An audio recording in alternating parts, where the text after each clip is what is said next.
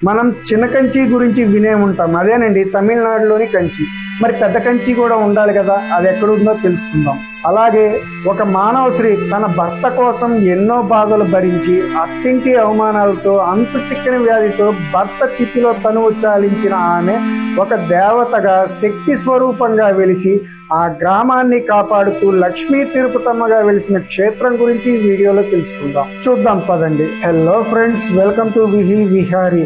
Friends, ఈ వీడియోలో మనం పెనగంచిప్రోలు లక్ష్మీ తిరుపతమ్మ తల్లి చరిత్ర, అలాగే ఆలయంలో ఉన్న వింతలు విశేషాల గురించి తెలుసుకోబోతున్నాము. పూర్వం పోలం చెన్నూరు గాను, తర్వాతి కాలంలో పెదకంచి గాను, ఆ తర్వాతి కాలంలో పెనగంచిప్రోలు గాను పేరుగాంచిన ఈ పెనగంచిప్రోలు క్షేత్రంలో 108 దేవాలయాలకు పైగా ఉండేవి అని, ఇక్కడ లభ్యమైన ఆదినారాయణ స్వామి, గోపాల స్వామి విగ్రహాల ద్వారా ఆధ్యాత్మిక కేంద్రంగా ఉండేదని తెలుస్తుంది. కాలక్రమంలో ప్రకృతి వైపరీత్యాల వల్ల కానీ, ముష్కరుల దాడుల వల్ల దేవాలయాలు శిథిలమైనాయి. ఈ గ్రామం గుండా ప్రవహించే మున్నేరు వాగు ఇసుక దిబ్బల క్రింద నేటికి పురాతనమైన విగ్రహాలు, రాతి స్తంభాలు దర్శనమిస్తాయి.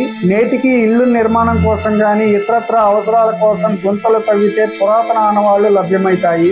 1520 కాకతీయ సామ్రాజ్యంలో ఉన్న హిందూ రాజులకు గోల్కొండ నవాబు అయిన కులీ కుతుబ్ షాకు మధ్య జరిగిన యుద్ధంలో హిందూ రాజు ఓడిపోవడం వల్ల ఇక్కడ దేవాలయాలను ధ్వంసం చేసి సంపదను దోచుకెళ్లారని చరిత్ర. 17వ శతాబ్దంలో రాజా వాసిరెడ్డి జగ్భూపాల్ గారు అమరావతిని రాజధానిగా చేసుకుని కృష్ణానది పరివాహ ప్రాంతాన్ని పరిపాలించేవారు. వారి రాజ్యంలో అనిగళ్లపాడు గ్రామంలో గల కొల్లా శివరామయ్య, రంగమాంబ దంపతులు ఉండేవారు. వారు వెంకటేశ్వర స్వామి భక్తులు. వారు సంతానం కోసం అనేక యాత్రలు చేసేవారు. ఆ క్రమంలో వారికి ఒక ఆడ శిశువు జన్మిస్తుంది. ఆమెను వెంకటేశ్వర స్వామి వరప్రసాదంగా భావించి ఆమెకు లక్ష్మీ తిరుపతమ్మ అని నామకరణం చేస్తారు.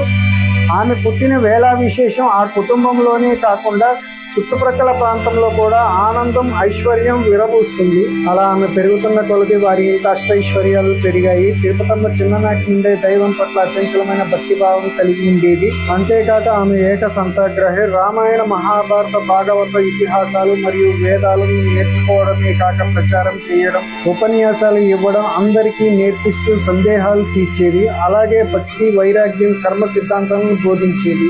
అలా తిరుపతమ్మ ఊరిలో అందరికీ తలలో నాలుకగా మారి అందరి కష్ట సుఖాలను పంచుకునేది.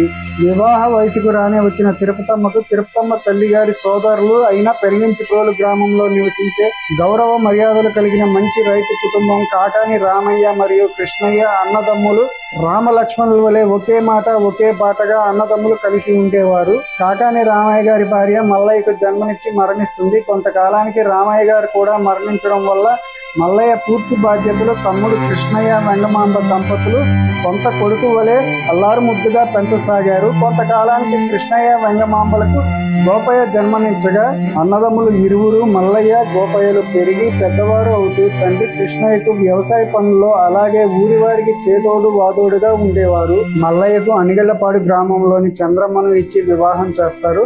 అదే అనిగళ్లపాడు గ్రామంలో ఉన్న తిరుపతమ్మకు గోపయ్యను ఇచ్చి వివాహం చేస్తారు పెద్దలు.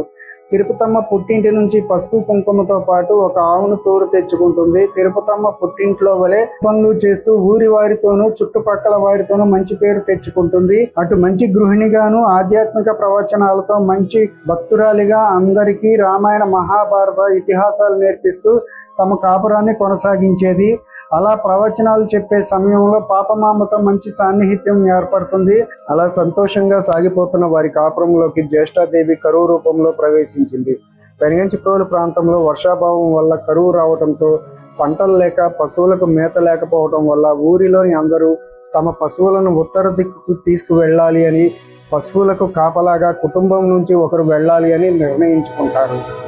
ఈ క్రమంలో గోపయ్య తమ పశువుల వెంట వెళ్లవలసి వస్తుంది. తిరుపతమ్మ వద్దు అని చెప్పాలని ఉన్నా అది సమయం కాదు అని ఊరుకుంటుంది.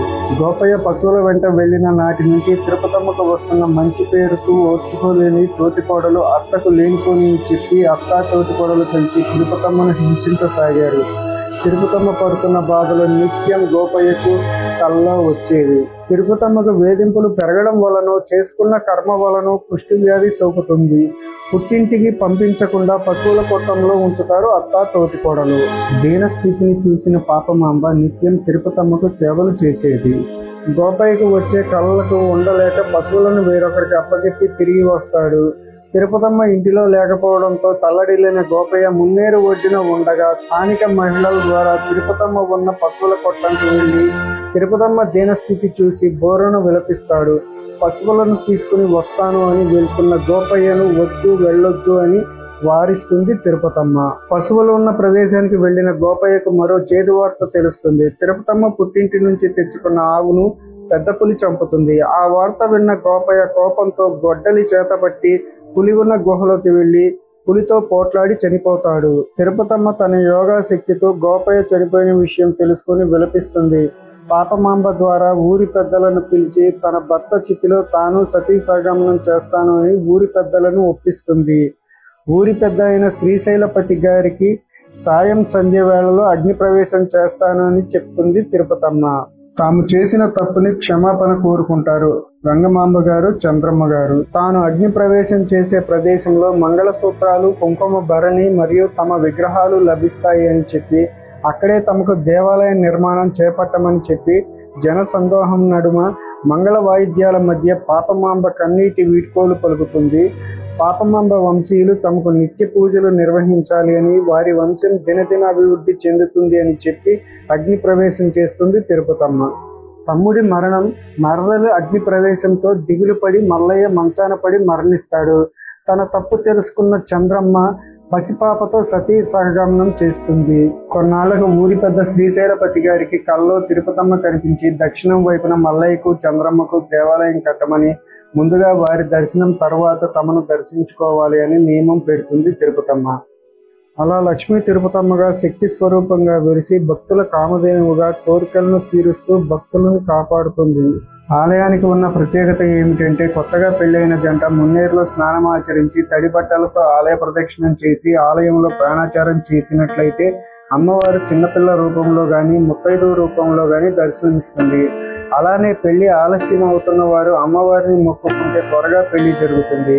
తిరుపతమ్మ తల్లి కళ్యాణం నిర్వహించిన వారి ఇంట అష్టైశ్వర్యములు, కుటుంబంలో సకల శుభాలు జరుగుతాయి. తిరుపతమ్మకు ప్రతి సంవత్సరం 2 తిరునాళ్లు జరుగుతాయి.